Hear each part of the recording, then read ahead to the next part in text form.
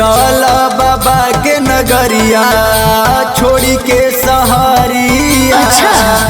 तोहरा लकी न देह गेरुआ रंग के साड़िया। चल भोला के नगरिया छोड़ी के सहारिया। तोहरा लकी न देह गेरुआ रंग के साड़िया। भोला बाबा भीरी चला जल ढारवा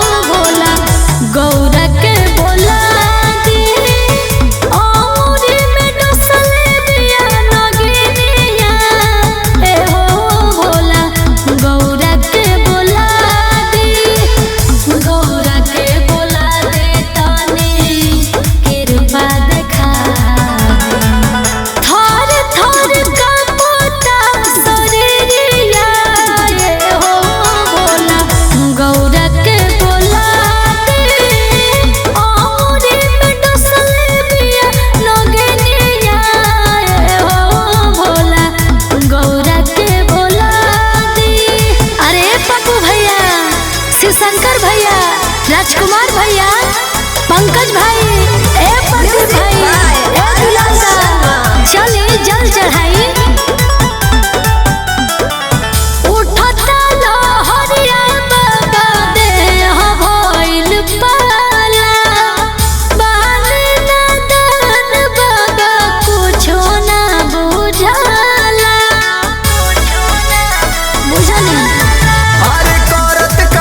तू अनहरिया में जाई के भोला से मांगते रहू दिया का बुताई के। सही सही बातिया तू हमसे बता दी। थर थर कांपता शरीरिया रे हो भोला गौरा के बोला दे। औरी में डसले बिया नगनिया रे हो भोला गौरा के बोला दे। हाय देखी बबुआ विजेंद्र साथे राजीव बजरंगी अंकिता संस्कार सबे बोलबम चलता जय हो।